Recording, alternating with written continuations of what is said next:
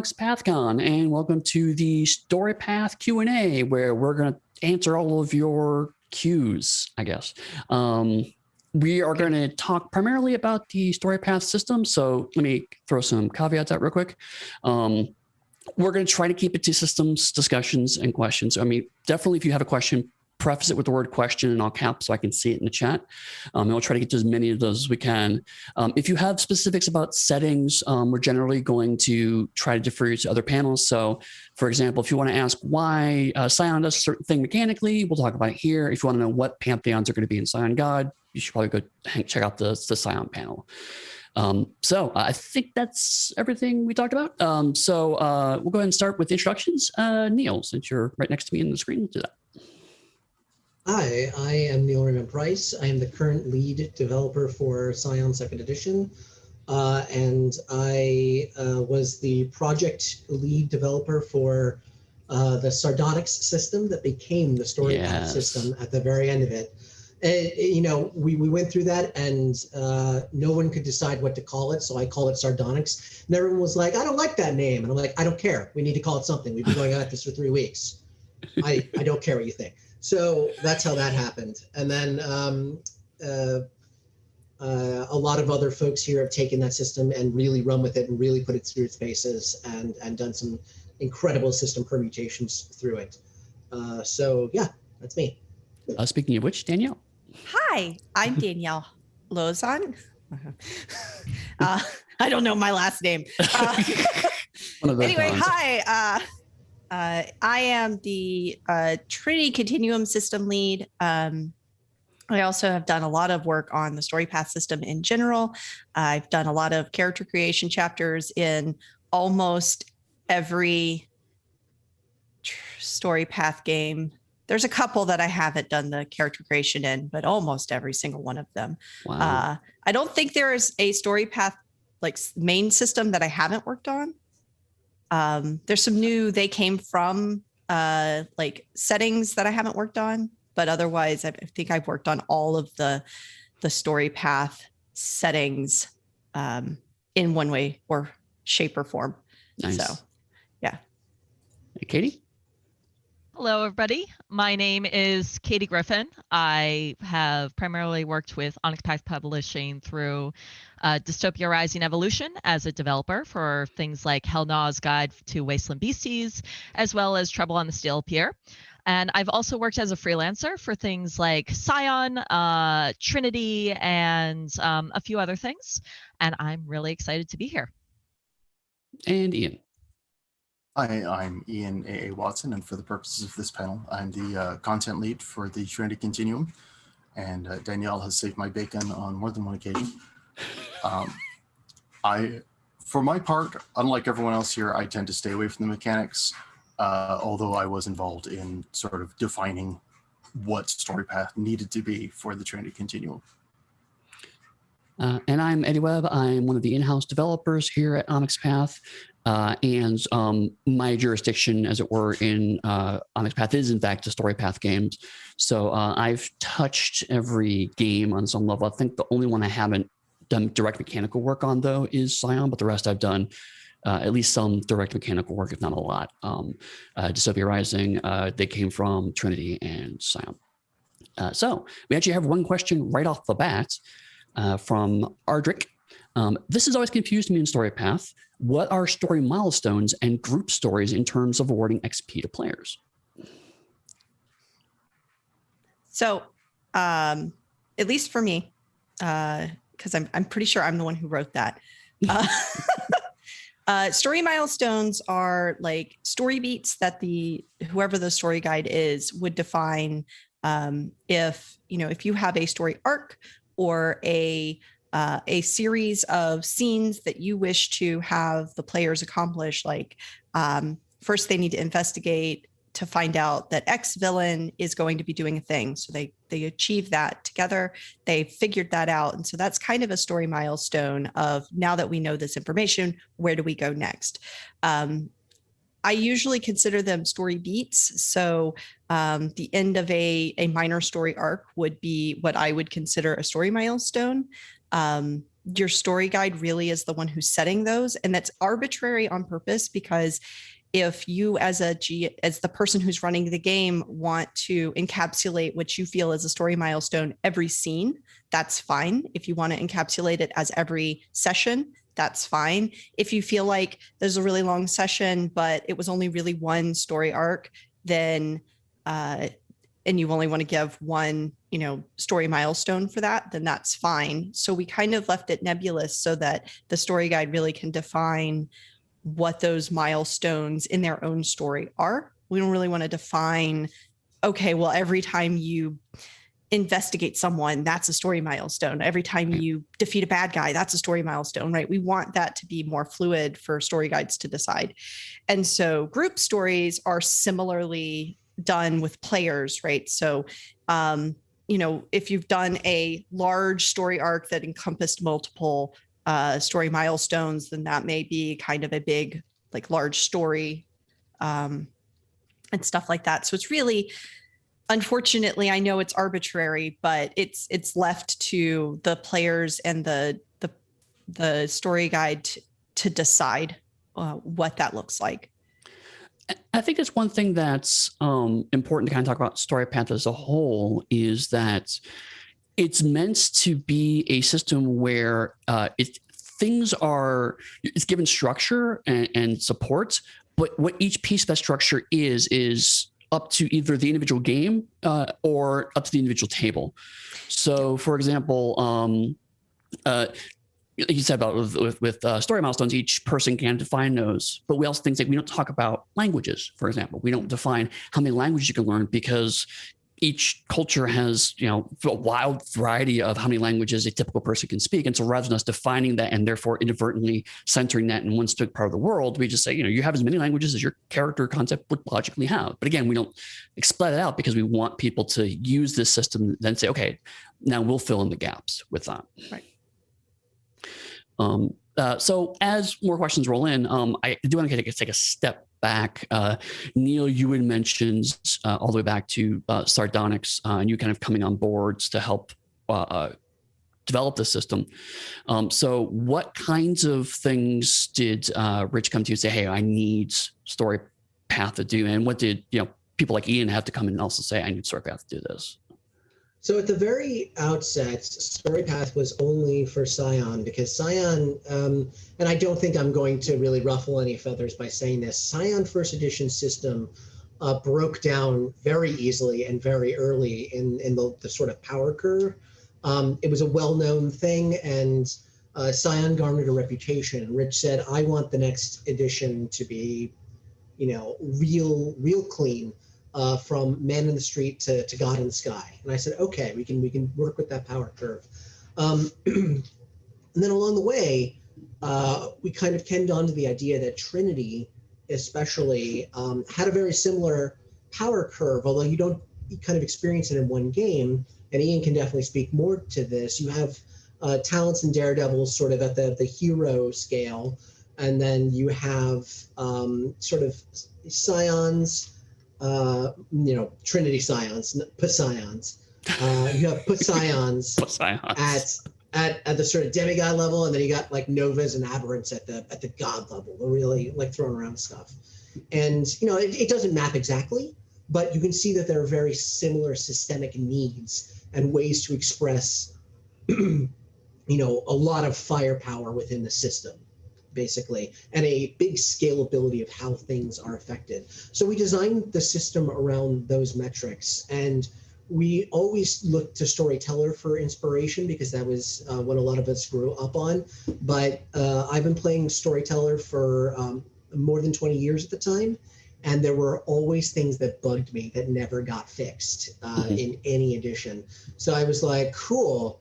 I always said, if I could design my own system, I'd do this, and now I can. So I did.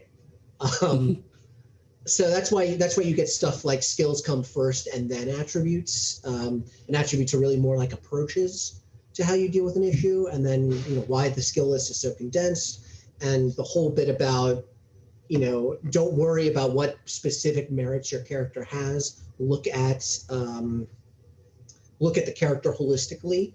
And if it makes narrative sense for them to have it, they have it. So I'm sure Ian can talk a little bit more about the genesis in the early days. Sure. There's also stuff like, why do we have a stat for resolve and a stat for willpower? Right. What are those representing that are different from each other?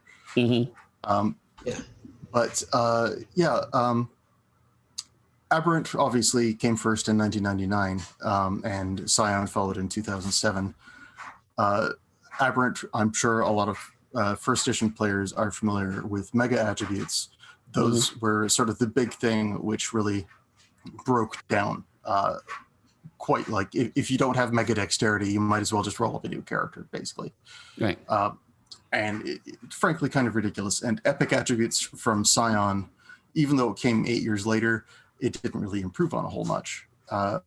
So what we wanted to do with Storypath was sort of, well, initially what we were thinking was just sort of scrapping them all together and replacing them with scale, but we found a way to leave them in, but tie scale into them in the case of Aberrant, and in the case of Scion, they're kind of knacks now, aren't they?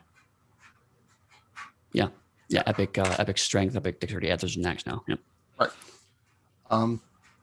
So yeah, a lot of what Neal's team came up with was fairly straightforward. It just required a lot of like, okay, I need you to, consider this edge case, which is going to come up in the Trinity Continuum, and I need you to, focus a bit more on, how this feels.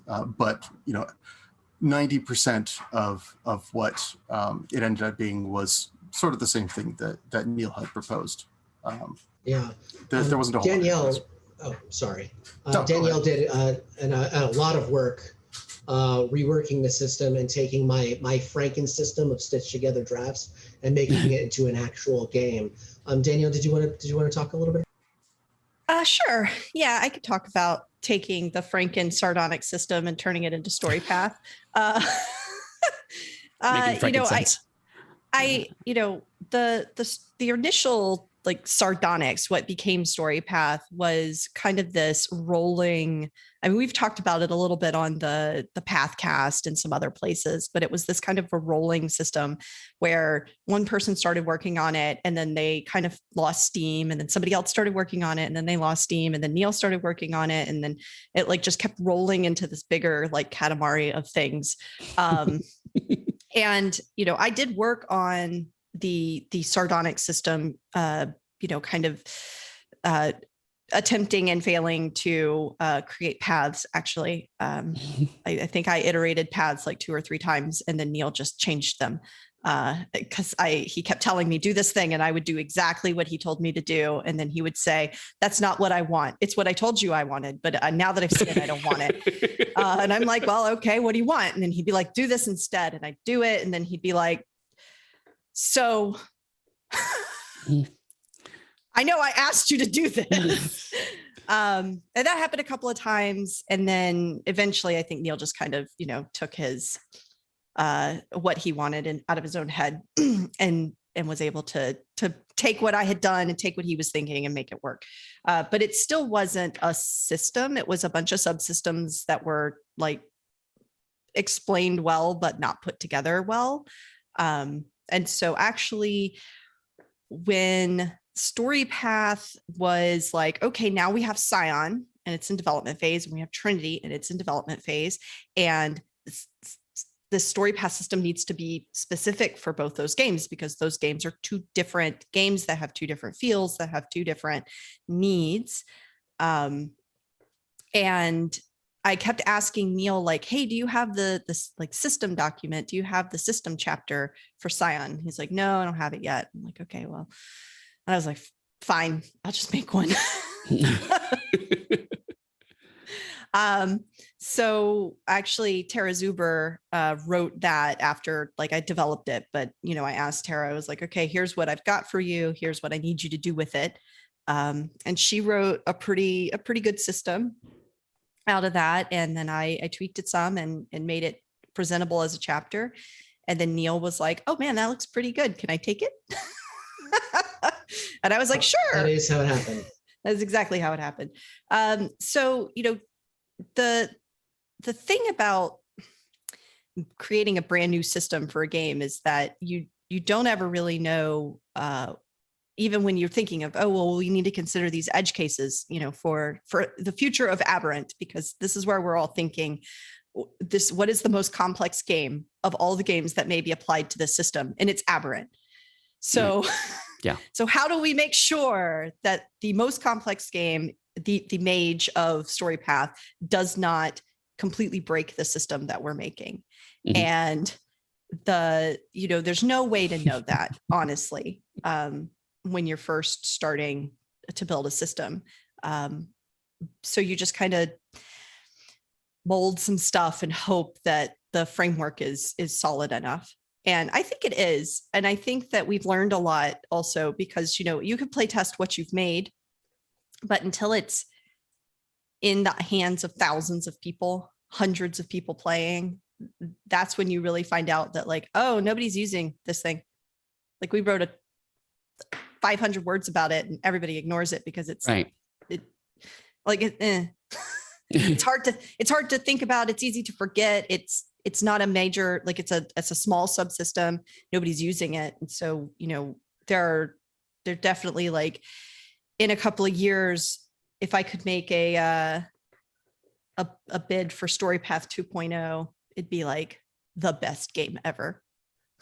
Right. Until then 2.0 comes out and you see the mistakes in that. And then of course, 3.0. Of course. I mean, that's just, of course. The circle of life. Yeah. I mean, that's why new editions come out. Right. Exactly. Yeah.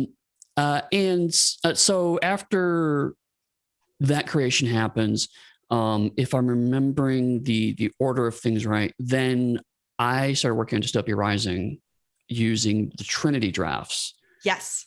And so I developed that, and I did some different things with that. But I also did some clarifying and explaining things to me a bit more. I was like, make sure I understood it. Yep. And then Catie came on board with me on that book.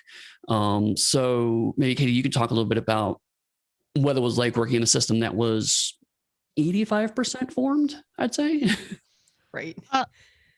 Honestly, it was very unique in a way because in some ways we're still figuring things out. We are figuring, and especially with an IP that has a longer history, which is what you have with Scion anyway. It's what you have with a lot of the things we work on.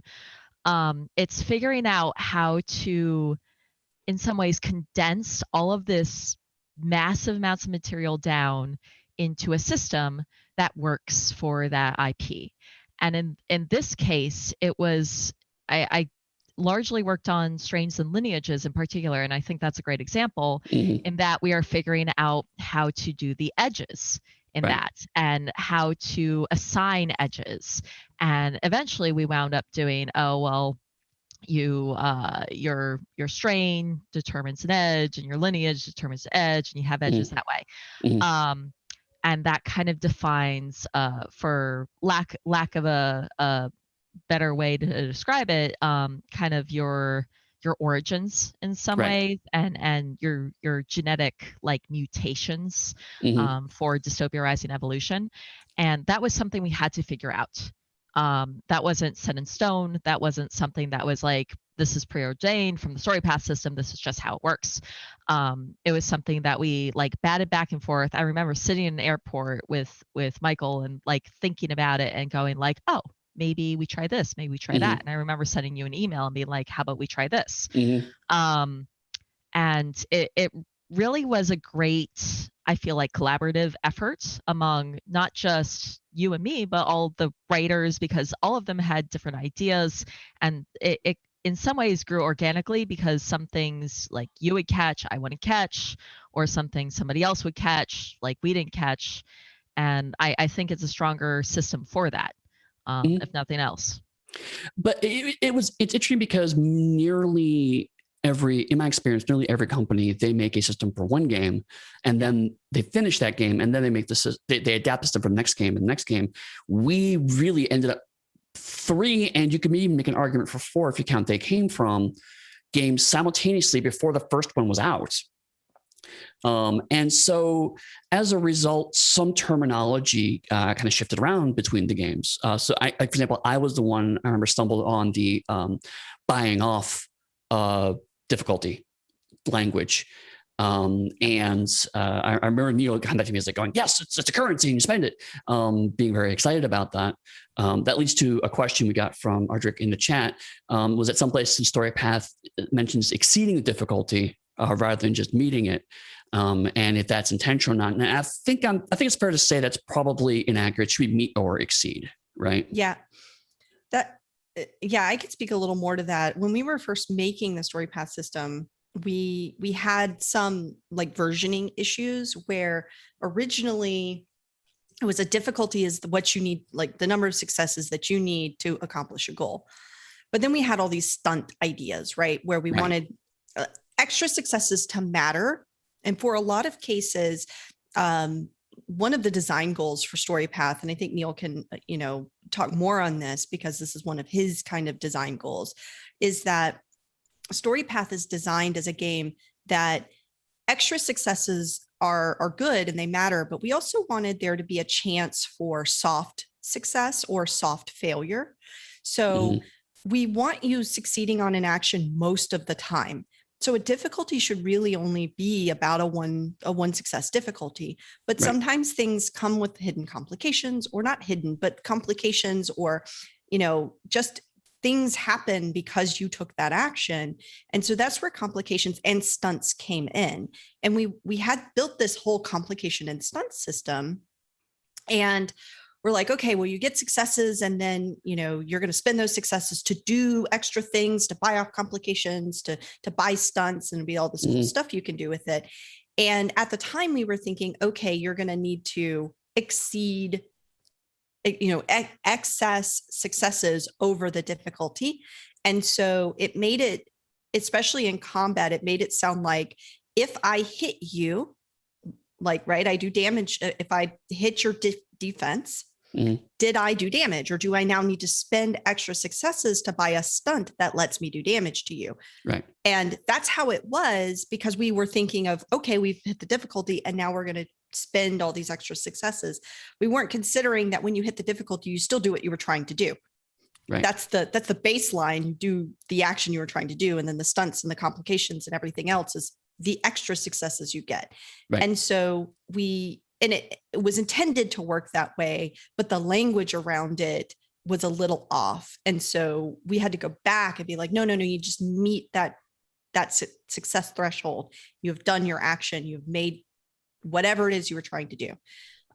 So anywhere that it says exceed the difficulty is really a versioning error. And it's unintentional if it still exists, which it probably does in some places. So. Yeah, it happens. Just to sort of piggyback off what Danielle said, one of the other kind of system goals that we had is that we wanted to keep the characters having a feeling of baseline competence of being good at what they are.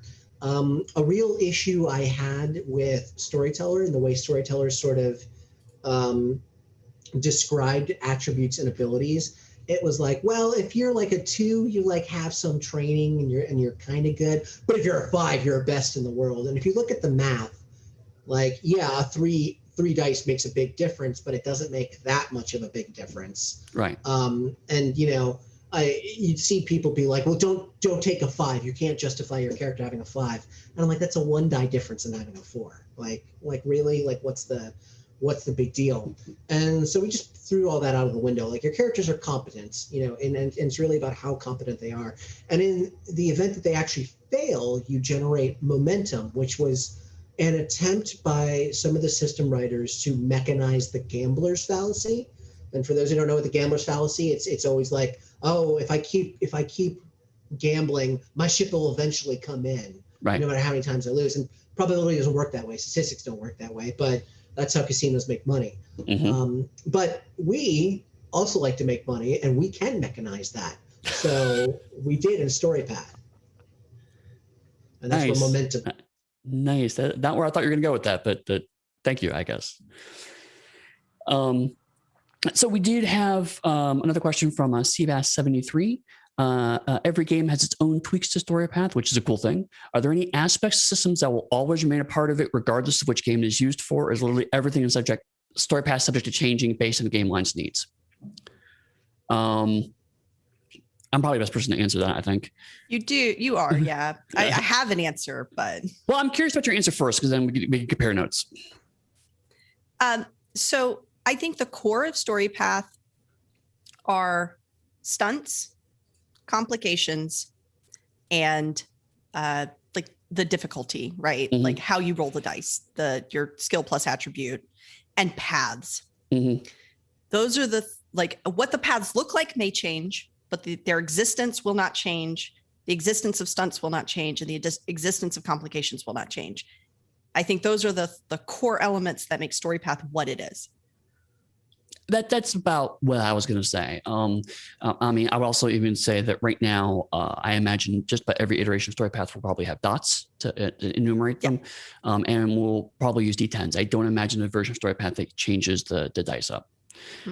So, I mean, hell, it's in our logo. There's a D10 in our logo, so I mean, it's probably going to stick around. Although I say that, and then tomorrow I'll go to Rich and say, hey, I have an idea for using D12s, and just drive him bonkers. But I think another piece of that is that sometimes other tabletop game companies, including White Wolf, have this seductive idea of a house system where all the games more or less work the same, and you learn one, and that means that you can learn the other pretty quickly. But as we talked about, as later games came out, the system started breaking down because Storyteller was written for horror games where failure was much more common. And then to undermine that design conceit, to try to make games like Exalted or Aberrance or Scion, where failure should be less often, you had to kind of overcorrect into adding more dice, which adds its own kind of wonky probabilities. So Storypath, on some level, implies characters that are extremely competent. And this is something we ran into with They Came From, because They Came From A to C. It's like, well, these are characters that are not competent, right? But then as we talked through with Matthew, it's like, no, the characters are competent. They just are in ludicrous circumstances. So the humor is not in them failing. The humor is them succeeding in very bizarre ways. And so once we got that nailed down, we were able to kind of do that. Same with Dystopia Rising, is that Dystopia Rising is a bleak system, but the characters are still very competent. I mean, I think Catie, you can back me up on that. Like, Dystopia Rising, your characters can do some stuff. Yes. Yeah, absolutely. I mean, they are mutated humanoids that have, in some ways, superpowers. Like they can withstand bullets and all kinds of stuff. Exactly. So we want to make sure that stays there. And again, it was like, okay, this is actually a good fit, even though we added a lot more things. Like we added the economy of things breaking down, and it's a little harder to kind of use your powers more consistently because that's the flavor of Dystopia Rising. But again, it's an average person's going to succeed if they even have a couple of dots, they're probably going to succeed. Another quick question, which I will pretty quick answer, is Balancer X asked if there are any plans for introductory videos for the system. Some clarifications come again, like if antagonist roll defense or if it's static number or how range bands work. Those are two separate kind of things. The first is that we do have a lot of actual play videos. And while we could make videos explaining each mechanic, seeing it in context is much better in my experience. And so seeing people use the rules and applying the rules is valuable. The other is that instructor videos, frankly, take a lot of money to produce, and we have a lot of different Storypath games. So it's something we're kicking around, we're still debating, but right now we don't have any. The actual plays are definitely a better way to go, and also getting on things like Discord and asking questions. Those folks are pretty easy to do that. And yes, the actual play videos are on YouTube. All of our stuff, even if it's here on Twitch, will eventually make its way to YouTube. So just doing a search on YouTube, you should be able to find that stuff. But some of those things, like for example, antagonists rolling defense or it's a static number, that I remember something that changed during design. Neall, do you remember how that played out? I think it played out that Trinity went one way and Scion went another, and or No, maybe not. No, I think antagonists. Well, it's static for both, right? So antagonists don't roll. They are supposed to have a static defense rating. So another issue, another long time, and like I'm going to keep coming back to this. Like a lot of the reason Storypath works in like these weird Baroque little ways, it can be traced back to Neall hated something in Storyteller. So a major issue that I see in the Storyteller system, and I'm going to be critical here, is that all of the NPCs and antagonists work on the same exact rules as PCs. They always have. And you've gotten a couple attempts in the Chronicles of Darkness storytelling system. You've got a couple attempts in Exalted to sort of simplify and condense them, but they still fundamentally use the same rules and the same layer of setting interaction that PCs do. They're soon to be working on the same playing field. Right. And in the past, this has led to a lot of like issues like Daimonian, the Bali vampire power set being completely wonky. It's built like a PC discipline, but it is only good for NPCs. It doesn't have the versatility or the uses that real disciplines do. So I also played a lot of D&D 4th edition, and I was like, wouldn't it be nice if antagonists just used different rules? Like they just worked differently.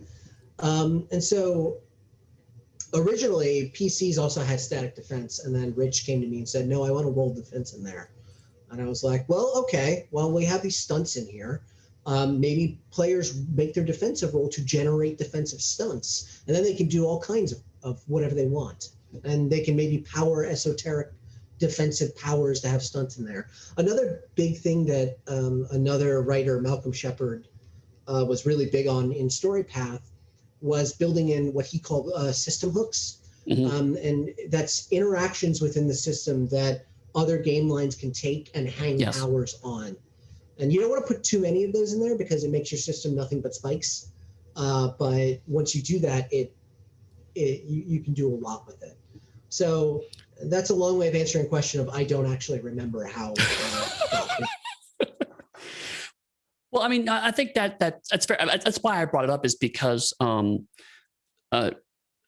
there's a lot of the design that definitely comes from, hey, this is how I want to do things. Danielle, you have your hand up. Keep talking, but I do know how that went. Oh, okay. Pepperidge Farm remembers. I was just going to say, and also apologies for my fumbling around there. My hearing aid battery died in the middle of the panel, so that's always fun. Hooray, disability life. But sometimes I think people outside of these games come to look as designers like there must have been some strong, rigorous, logical, mathematical reason why you made that decision. And sometimes it's just like, nah, I just don't like that. And so I did a different thing. We use D10s because we derived our IP or our IP actually in our system from a company that used D10s before. So that's why we use D10s now. That's a big part of the reason. We use dots because we like to look at dots. Scale of 1 to 5 is a nice, clean 5-star system approach to how you enumerate something. So some of the stuff had nothing to do with the math behind it. We then applied statistics and analysis to those constraints. But sometimes it's we just, like Danielle said, it's like, how about they just work at different antagonists work on different rules? And that was just, then we built the design from that assumption. But yes, Pepperidge Farm, please go. Oh yeah. So Neall wanted the antagonists to work a different way from PCs. And I think we were all on board with that. But one of the things that Rich specifically wanted was the players to roll their defense. And there was a conversation of whether or not that meant antagonists should roll their defense. And Neall, of course, was very adamant that no, antagonists don't need to work the way players do. And they should only ever have static numbers and only ever roll to attack kind of thing. So that actually the back and forth, I think we might remember, was whether or not players roll their defense. Right. Because there was some back and forth of whether or not that was going to be a thing that happened. And it was Rich who was like, no, I really want players rolling their defense. Like, I really want people to feel like there's an active ability to dodge an attack or not just be a passive, oh, that thing hit me and my defense is always 3. Like there's nothing dramatic about that. And so Rich wanted to feel like that was more dramatic, especially when you're trying to, and like now at the time I was like, oh, that's a lot of rolling. But now I think about it and I'm like, oh, actually when you're trying to emulate hyper competent characters, then being able to roll, like having a set defense of like, okay, 1, but then it could be better, kind of shows those lucky breaks of like, oh no, but I dodged out of the way, or I, flipped over a table and got, behind cover and stuff like that. So it's more dynamic. Right. And also it's a thing you can do things like apply enhancement to and the other rules of the system. Exactly. I did want to touch back. You mentioned, mechanical hooks, and that's something I found very, very true. Relatively recently, for example, is that we had approach as a mechanic in Storypath, and it's like you can do things in one of 3 ways, and most of the games don't do much with that besides give you an extra dot if you happen to specialize in that approach. And I think we all thought it's like well, we'll make things that key into approach somehow, and it just kind of never happens. But then when Danielle and I started talking about Anima, and just coincidentally I realized everyone in this call has worked on Anima. But we talked about how to use the approaches as the attributes. And then we'll say, oh, we can do a thing with this now. But it was I was trying to figure out how to condense these 9 attributes down. And I was like, wait, we never used approaches for anything. Let's use that. So it has been nice to actually have those things where it's like, it doesn't seem immediately obvious what it's useful for, but then later designers can go, okay, I can key off that. And complications, I know, has been a big one, because complications initially was like kind of just soft difficulty. And now it's become there's a lot of different ways that people have flexed and designers have played with that difficulty mechanic. So we are getting about 20 minutes till the end. So again, if folks have questions, feel free to drop them into the chat. But I believe most of us here have run a Storypath game now at least once. What has the experience been like running the game now that you've redesigned it and you put that book out there and now you're starting to run the games? What's it been like? I know, Catie, you had a DR game going for a while, right? I did, until everyone's lives went blah. Yeah, right. So then, my players scattered, and, I kind of run it offline when they can make it, but it doesn't make sense to run it, every week, every 2 weeks. Yeah. But honestly, the experience, I have found that Storypath lends itself so much to the story side of things. It allows you to really kind of allow your players to take the wheel in some respects. And if they choose to do a crazy thing, like let's get into a drag race on a beach with a bunch of diesel jocks that are clearly high ends, like crazy cultist guys that have their own gag, and it's a complete like side trip from the main story, which was trying to steal a thing, which they still have not done because they keep getting distracted. You can throw in like complications and that sort of thing, because they're like, oh, well, I'm going to try to do this crazy thing. The answer is, well, you can. This is the difficulty, but I'm going to throw in, you have to buy off this complication, or else that guy over there is going to see what you're doing, and then he's going to show up later. Right. And I think that's probably my favorite part of running the Storypath system, and something that I didn't expect to be such a major part, but also so great about it. It is being able to do that spider web of story. And I honestly think that's why my players keep getting distracted, but at the same time, it's a fun game. Like, I will run that game forever. Yeah. I've certainly seen that in my own Trinity game, where it's like, here's cool things, but like, oh, explore this, explore that, and I've spent this lesson, and I have this contact, and it's like, I have to just. Oh yeah. This is for a podcast. It's like we have to kind of hit an hour mark, so I need you to come back in. Go ahead. Oh no, I was gonna say, I feel like it kind of allows for a lot of player agency, which not a lot of other games do. So that's one of my favorite parts of it. Awesome. Yeah. Neall, Danielle? But yeah. So I've run it a couple of times, mostly Trinity Core. I really want to run an adventure game, which I'm trying to get the gumption together to put a group together, especially because I think it needs some play testing. But Mhm. Is gumption a stat in adventure? It should be. gumption? No. An approach. It's the force approach. We call it gumption. So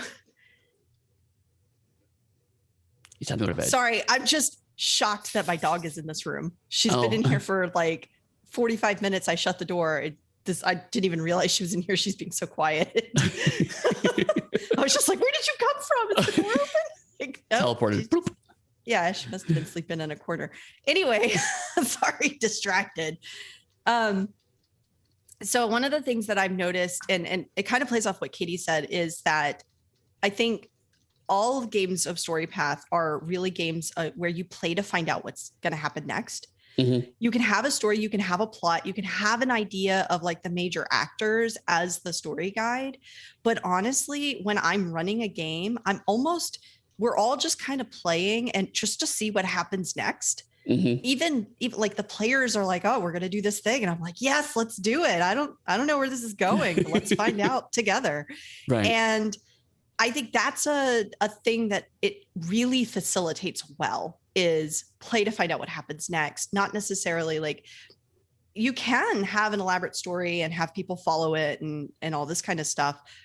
But I think it's easier to fly by the seat of your pants with the system. And I think it's also easier to just build some main set pieces and allow your players to explore it and discover it as they dig around in your setting, rather than putting them into okay, now you're going to do this, and then you're going to do this, and then you're going to do this, because they're just not.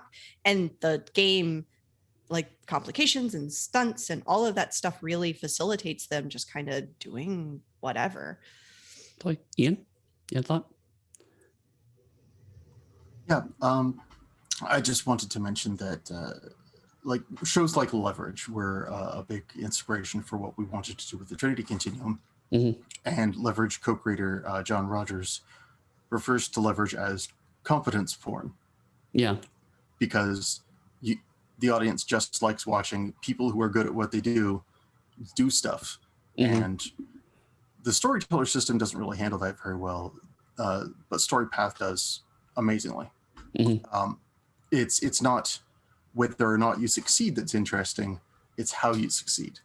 Right. How you get from point A to point B, because we know you're going to, because you're the protagonist. Mm-hmm. And like, I especially like explicitly laying out that you only make a roll when it's dramatically interesting. If it's not like life or death situation or whatever, you do it because you're good at what you do. You're an expert. So sure, you've hacked the computer. It doesn't really matter. So yeah, Storypath does that excellently, and the team did a great job with competence porn. Yes. Yeah, and there always remains the possibility, and the enhancements work the way they work because I didn't want anyone to auto succeed at anything. I always wanted dice rolls to matter. If you're making them, then the actual luck of the dice and the chance inherent in that should matter. And momentum comes in on the back end again in case you fail. I had this really vivid memory of just before Scion was released, of this father and his two teenage daughters, coming to the Onyx Path booth and talking about Scion, like, we love first edition, we love this. And they're like, can you tell us about the new system? So I started explaining that, and I started explaining momentum. And I was like, yeah, if you fail on your roll, you still get put points in this communal pool. You still get to move the story forward. You still get to contribute. And one of the daughters looked at her dad and was like, "Dad, they made a mechanic for you," because he did not roll well ever. But every once in a while I talk to him, and he like, to that guy, if I see him like Gen Con or something, he's like, "Yeah, we love Scion because I can still contribute." So my experiences have really kind of mirrored a lot of that. Mm-hmm. I definitely find Storypath most interesting when we start really digging into interesting mechanics, and when you start seeing some of the other games like Anima or Assassins like create these more more Baroque subsystems that interact with things in interesting ways. I love seeing that and seeing the different things that people hang on the hooks. Absolutely. Absolutely. So a couple more questions have come in, but also Dork Tales, they want us to press F for respects for the dad who can't roll. So press F. So a couple of specific questions. Neal, I'll throw you the Scion one. B. Husbando said that they're a little unsure about paths and connections, specifically when it comes to contacts and their development. So how do paths get connections and how do you develop contacts?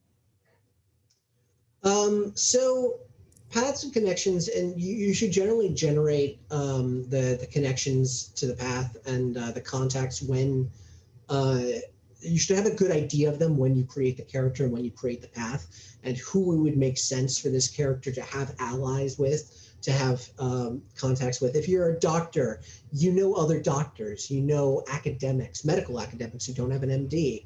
You know your teachers, you know your students. If you were teaching people, or if you're past your residency and you have residents in there. So you, just by thinking about the character, and again, this goes back to Neal's dislike of lone wolf characters, because no person's an island, right?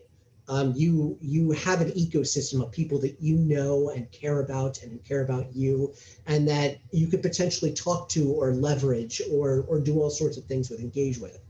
And so the connections are really meant to sort of generate that and to enable that a lot. So the best advice I think I can give you, and I realize the book itself is a little arcane sometimes in some of the mechanics. Scion was the first Storypath game, so I will freely admit there are rougher patches than others, and some of the more polished later games. And contacts and connections is one of them. But I would just really think about who would this character actually be able to engage with, and who do they care about, and how do you do that? And it's meant so the player can just make something up and engage with it at the table right there. Oh, of course I know a guy. It's blah, blah, blah, blah, blah, blah. Right. And I think it's a big, oh, sorry, go ahead, Catie. I was just going to add to that, just to give some advice just from playing Storypath games and running them. And that is, when you develop those connections at the beginning, talk it over with your story guide about who you want. And then if you are the story guide, think about how you can slot that person into your story somewhere, even if it is just a chance encounter, even if it's this, that, and the other thing. That way you're giving a little bit of a plot cookie to your players as they go through this narrative, and they're reminded, oh, right, I know that person and he's in this situation. Maybe I can call in that connection right now. No, that's a really good point. Using that, and also sometimes that can convert into things like enhancement. But using them as just another part of your character sheet is I think a really important part. So yeah, that's a good point. And I have another question that I'm going to shoot to Danielle. Another from Ardrick. When a PC has the ability that lets them buy the inflict injury stunt more than once, like say due to scale, do you know how many successes how do you know how many successes the PC has to spend to do that? So it's the same both times. So it's just the armor rating of the soft armor rating of your opponent. So if your opponent is an NPC, the armor rating is actually built into their defense, and so you just do. Right. It's a little again. Yeah. You just so normally it's like, okay, my defense of 4 for an antagonist or whatever, and I get 5 successes or whatever, and I can inflict 2 injury conditions because I have some special ability that says that I can. Then you just do, because otherwise you are spending for soft armor. So unless the story guide has built them to have some kind of soft armor, but it should already be built into the defense, and so you just get to inflict 2 injury conditions. Right. And that's something that's two pieces that are worth mentioning. One is that something I think a lot of new story guides forget is that unless the rules explicitly say otherwise, you only buy a stunt once. And so a lot of people will see get tripped up on inflict injury because they're going, well, I can just hit someone forever. And it's like, no, you can only buy inflict injury once. Then you have to buy critical injury if you want to do even more damage. Or a special rule like scale allows you to do that more often. But yeah, if you punch someone with 0 soft armor and they're just kind of standing there and you have 3 levels of scale, then yeah, you can smear them across the field. That's part of the reason why scale does the way it does. Right. Balstrix said, love the system. It's so easy to make antagonists. And I want to pause there and say it's absolutely true. One thing I love about Storypath is that there's been times they're going, I'm going to punch this guard that I didn't have stats for, and I can just make up dice pools on the fly and eyeball that chart. Within seconds, I have antagonist stats. So I know as a story guide, that has been extremely helpful for me. But are you happy with the feedback from the players about the system? Would you think there would be a need for Storypath 1.5 or 2.0? So for me, as a designer, there's always going to be a need for an edition because we're always going to go, well, what if we change this? And what if we inflict that? But I don't know about y'all, but I mean, I've always just heard nothing but really nice, really good things about Storypath. I mean, to a certain extent, every time we make a new Storypath game, we are iterating on that system. True. So the Trinity Continuum and Scion were developed at roughly the same time, but DRE could be like Storypath 1.1, and they came from Beyond the Seas 1.2, that sort of thing. And also, I know like with Aberrant Weeks, because it was the most mechanically intricate game, we did have a lot of conversations about, okay, we need to kind of clarify some things that were a little vaguer in core rulebook. So that kind of became another kind of 1.0 mild iteration. For example, we were more explicitly tied scales to very specific concepts, whereas in Core Trinity, it's like you have scale about a thing, and that's the thing you have scale on, and it's like, okay, here are exactly 7 things you can have scale about, because otherwise superpowers got a little out of control at certain points if we weren't clear. Why'd you have to bring up scale, Eddie? I was trying to avoid it, but it was a relevant conversation. But Danielle's tell us about scale, why don't you? God, scale. We have 8 minutes left. Tell us everything about scale. Well, I mean, there's a nice blog post. You can go read it. I did bring up scale because Danielle trolled me during opening ceremonies and asked me about scale during that in the chat. So part of this is your fault.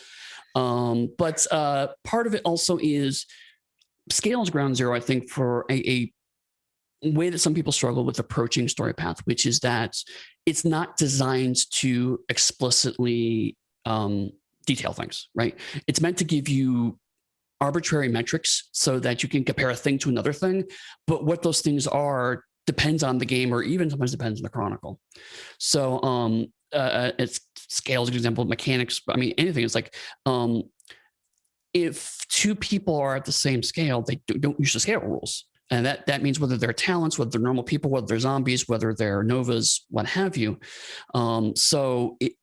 Scale only comes in when there's a difference. The example I've given to other people is if we were, let's say, my fondest wish came true and we got the Transformers license and we did Storypath with Transformers, right? Transformers punching each other, scale doesn't come into that. If you have 2 dots, that is 2 dots on Cybertronian scale of something. But compared to a human, then there's going to be a wide difference. And that's the only reason it comes in. But if the game is based around Transformers, all of what the 1 to 5 dots mean, what injury means, is all going to be scaled to those specific protagonists. So that's the reason why, as Neall has pointed out to me, there is a reference to something being godly in Trinity, which is not actually godly by Scion standards, but that's because that's not the point, right? There's a certain amount of godliness that comes in the door at Scion that doesn't necessarily relevant for Trinity. Actually, it's the other way around. I was annoyed at it that Novas had higher scale than actual gods, and that was called godly. And I was like, actual gods aren't throwing around this much juice. What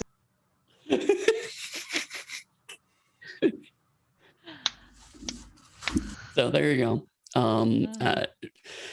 But yeah, I mean, and that's apparently someone has been homebrewing Transformers in Trinity. So my prayers have been answered. There we go. Rich will be so happy. He's wanted that in Scion for so long. Rich, there's been an ongoing joke that Rich is like, we could do a Transformers Pantheon. That when we talk about design goals for Scion, one of them is like going, what constitutes a pantheon isn't necessarily just what mythology says. And so we keep bringing Transformers up, like Autobot and Decepticon pantheon, quote unquote. And I was like, yes, please, dude, stop teasing me. But we are getting close to time. So does anybody have any last thoughts before I wrap things up? No, I'll take that as a no. Excellent. Trinity is good and you should all play Well, it. you should give it a few seconds because there's a little bit of a delay. Oh, okay. Fine. Now, we do have the Trinity Continuum panel starting in half an hour. So Yep. if you have Trinity-specific questions, Yes. usually about the setting, just stick around and you can ask it then. And you will see Ian and myself and some other people, but we'll be here back in 30 minutes. And then Eddie will not be there because half an hour after that, the anime game starts. Right. Yes, And so I'll be hyperventilating for 30 minutes, right? So when the anime game starts, we'll probably tell everyone to leave us to go watch it. Yes. We'll start a watch party. We'll raid. It'll be great. Cool. Well, then, outside of OnyxPathCon, if folks wanted to find you online and chat with you, where do they find you? Let's start with Danielle. Well, my Twitter is just underneath me, somewhere down there. Impernious. I'm also, you can find me online at daniellelauzon.com. I have some stuff on Facebook, and I am in the OPP Discord sometimes answering rules questions and waxing poetic about how perfect is the enemy of done. Yes. Catie? Sorry, I mean, Sorry, I'm good. You can find me on Twitter at @CTheGriffin. I am not on there very much. You're more likely to get me on Facebook. I'm a Catie Griffin writer there. Or you can check out mostimprobable.com and click that cool contact us link, and I respond to that email. Ian? You can find me most places at Von Aether, which was clever advertising for the upcoming Trinity Continuum Aether. It's a long game. Yes, I've planned that decades in advance. 20 years in the making. And you can find the rest of my socials. I have a link tree also at Von Aether, so just visit that and all of my bullshit is there. And Neil, where's your bullshit? Pretty much anywhere I am, but you can find most of my spewings at Burnt Neal on Twitter, BURNTNEALL. And you can find me on any of the Onyx Path Discords. Just, you know, my handle there is Neal, so easy to get a hold of me if you need to. Awesome. And if you want this kind of rambling nonsense from me, like, for example, Prince O'Dark asked me about GoBots, and I have a lengthy answer about that, which involves the fact that according to current canon, the GoBots actually created the Transformers. You could find that at pugsteady.com. You could find me on Twitter as Pugsteady. You can find out about my game, Realms of Pugmire, at realmsofpugmire.com. We also hang out a lot in the Discord. And also the Onyx Pathcast, where me and my colleagues, Dixie and I almost said Danielle because she's been on there so often. Dixie and Matthew, we talk about Onyx Path news, and we also talk about video game music and how horrible The Hobbit 3 was. So those are all places you could find all of us. But with that, thank you all for your questions, and thank all my panelists for coming. This has been a really fun time talking about the Storypath games. And we'll see y'all, most of us will see the Trinity panel in a few minutes. Yep. Bye. Bye. Oh. Bye.